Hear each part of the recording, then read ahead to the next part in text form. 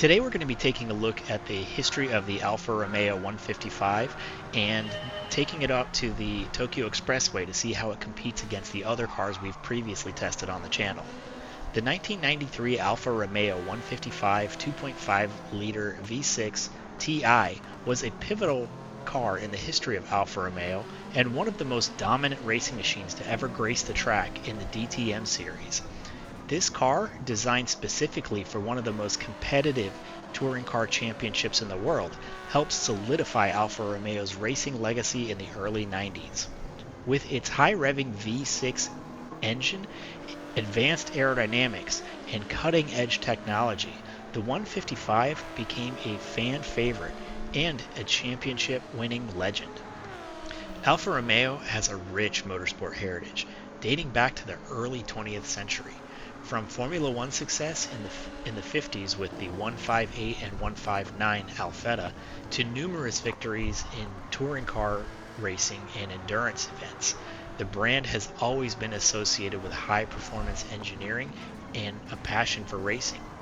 By the early 90s, Alfa Romeo was looking to return to the top of the racing world, and the DTM, one of the most prestigious touring car championships of the time, provided the perfect battleground. This German touring car championship was incredibly popular in the 80s and 90s, with manufacturers such as Mercedes-Benz, BMW, and Opel competing. It became a high-profile championship in Europe. Alfa Romeo entering the series was a bold move, taking on well-established German manufacturers on their home turf.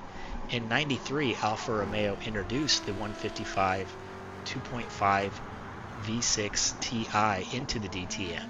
And unlike the road-going version of the 155, the 2.5 V6 Ti was a purpose-built race car that only shared its silhouette with the production version. Under the skin, it was a technological masterpiece designed to maximize performance on the track. At the heart of the car was a naturally aspirated 2.5-liter V6 engine. This engine was a masterpiece of engineering, producing around 420 horsepower at a screaming 11,500 RPM. The high-revving nature of the engine, combined with its lightweight construction, allowed the car to deliver blistering acceleration and exceptional performance on the track. The Alfa Romeo's engineers also developed an advanced four-wheel drive system for the car. This system helped the 155 put its power to the ground more effectively than its rear-wheel drive competitors, giving it an edge, particularly on wet or tricky conditions.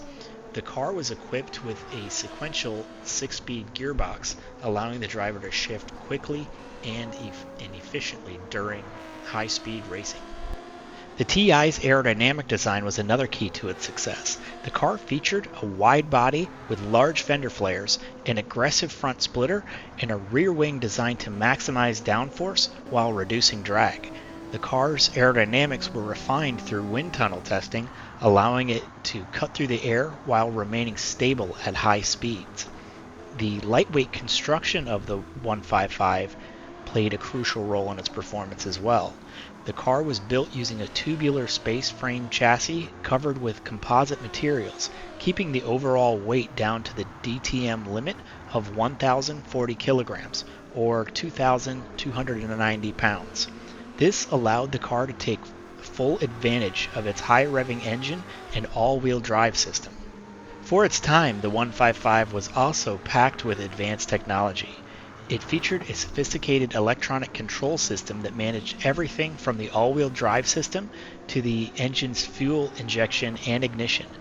This technology allowed the car to be fine-tuned for different track conditions, giving the Alfa Romeo a significant advantage.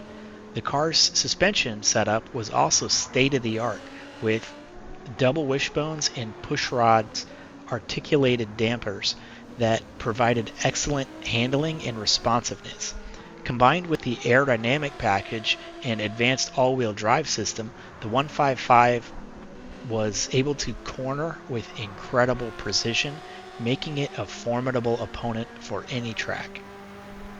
When Alfa Romeo entered into the DTM in '93, they were met with skepticism by many of the established German manufacturers. However, The TI quickly proved that it was a force to be reckoned with.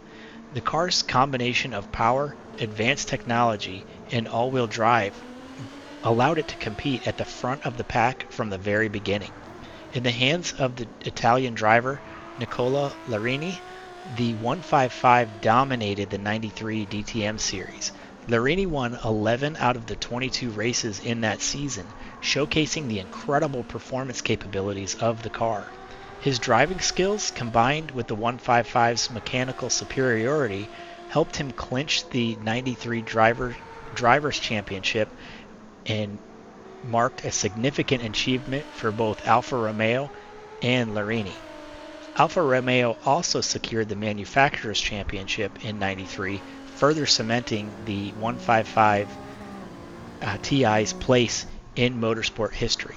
The car's success was particularly impressive given that it was competing against established brands like Mercedes and BMW, which had dominated the series in previous years. The success of the car left a lasting impact on the world of touring car racing. The car became a symbol of Alfa Romeo's engineering excellence and racing prowess, proving that the brand could compete and win at the highest levels of motorsport.